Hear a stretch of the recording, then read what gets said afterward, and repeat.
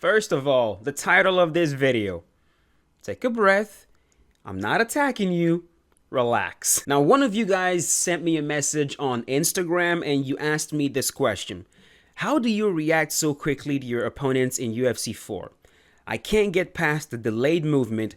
Can you do a video on that? Yes, I can.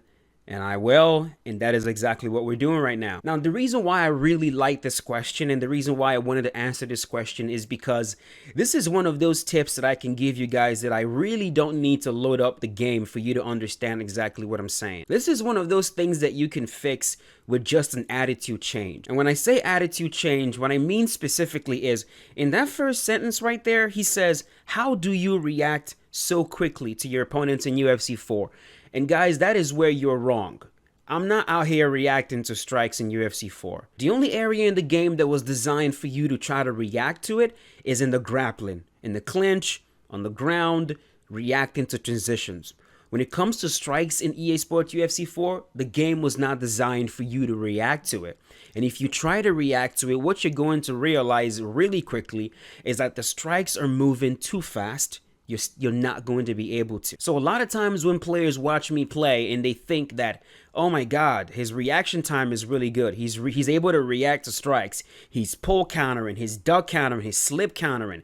How is he able to react to all these strikes? How is he able to do that? The simple fact of the matter is, guys, I'm not reacting. A vast majority of the counters that you see me get when I play these games, it's all anticipation and me making reads.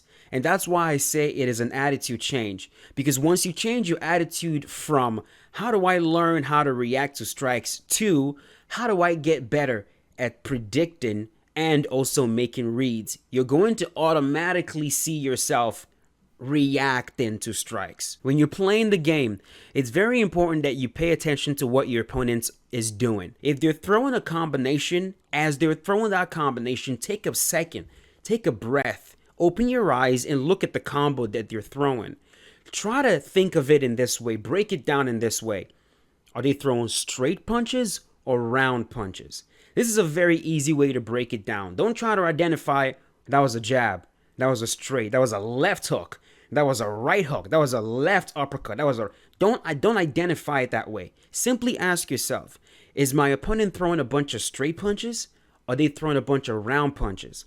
Also ask yourself, how are they ending their combinations? Are they ending their combinations with straight punches or are they ending their combinations with round punches? And then try to identify how many punches they're throwing.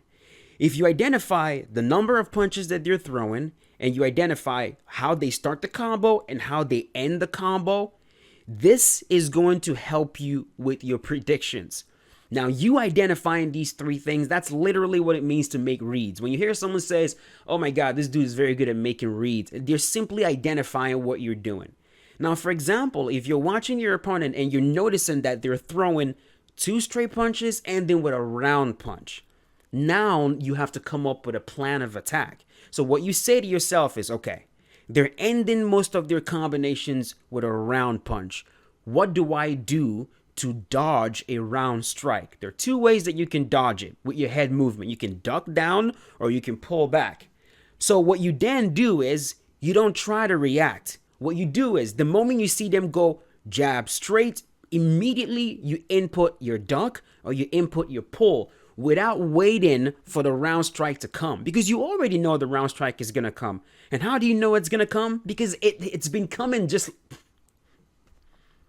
pause. Because they've been ending their combinations with round strikes over and over and over again. So now you can predict it. That is how you react. You react by making predictions. And you make predictions based on the reads that you make in the fight. That's one. The second question that you guys ask me all the time that also ties into the question that this man asked me is, how is it that you're able to beat them to the punch? The best way to be faster than someone is to go first. It doesn't matter how fast your opponent is. If you go first, chances are you will be faster than them. If you're about to race Usain Bolt can run 100 meters in 9 seconds. Okay, I believe 9 seconds. Are you going to be able to beat Usain Bolt if you both start at the same time? Hell no. He's going to smoke you because he's way faster. Now, what happens if you get a, let's say, 6-second head start? Regardless of how fast he is, as long as you're not a freaking grandma, there's a very high chance you're going to beat him. Why will you beat him? Because you started before he did. Very slow fighters understand this. Well, slow fighters with really good striking coaches, they teach you the value of going first. Because when you're first, you're fast, especially if your opponent is physically faster than you, if they can move quicker than you, if they can get to the target a lot quicker than you can. The best way to deal with that is to beat them to the punch. You got to go first. You got to go. So if you end up in the octagon and you're asking yourself, why the hell is all my strikes getting interrupted? What the hell is going on? Every single time I try to throw, I get interrupted. It's very simple. You're not going first. You need to hustle. You need to try to figure out a way to strike before your opponent. You need to understand that when you have someone in UFC 4 that's shredding you, they're ripping combos, boom, boom, boom, boom, boom, over and over and over and over again, you're not going to be able to react to these shots. The game was not designed that way. You will not be able to react to it.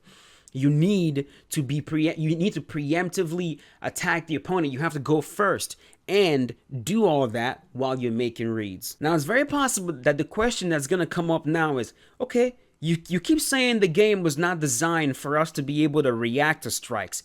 Why the hell wasn't the game designed for us to be able to react to strikes? What the hell is wrong with EA? This is the part where I'm going to defend EA. If they try to make a I'll put it this way. You're not going to like a video game where you're able to react to strikes. You're not going to like it. You absolutely will not like it. Because you need to understand, for them to build a game where you can see a jab animation coming, it registers in your eye, that's a jab animation. You have enough time to input a slip, and you're able to slip on time before that jab animation hits you. In a video game that's not first person, in a video game that is third person, like UFC, for them to be able to do that, the game would have to be insanely slow. The punches would have to be so freaking slow, you're not going to want to play it. Okay, for you to be able to slip a strike in real life, man, a lot is going on. There are a lot of things going on. For one, I mean, trainers will teach you, especially in boxing, you know, to pay attention to the opponent's like chest, solar plexus region, because then your peripheral will be able to see the arms move as opposed to staring at your opponent's eyes. That's one. That's going to allow you to know when it's a right hand or it's a left hand. And then you also have to train yourself for a very, very long time to be able to react really, really quickly to whatever shot is coming and to react appropriately. So if it's a jab, you can't think, oh, that's a jab, now I have to slip this direction. No, it has to be a motor movement that happens instantaneously. Because for you to be able, the thing about reacting is that you can't think. You can't think about it. For you to react to something, it has to be instantaneous. It has to be like you touching fire and pulling your hands back. It can't be, I've touched fire. This hurts. My reaction should be pull my hand back. While you're doing all that, you're getting hurt. You touch fire, boom, instantaneous. You pull your hand back. That's a natural reaction. That's how it should be in real life. If you're striking, if you've done the work, if you've spent hours upon hours training your body to react instantaneously to very specific movements. You can't do that in the game.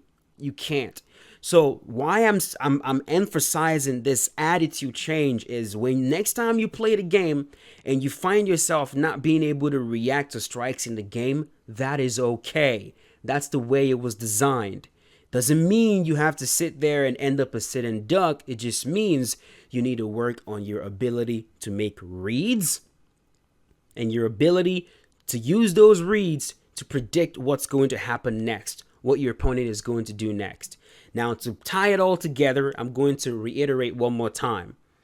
To make reads, pay attention not to the specific strikes that your opponent is throwing, but what type of strike they're throwing. So is it a straight punch or is it a round punch? Then try to find out how many shots they're throwing.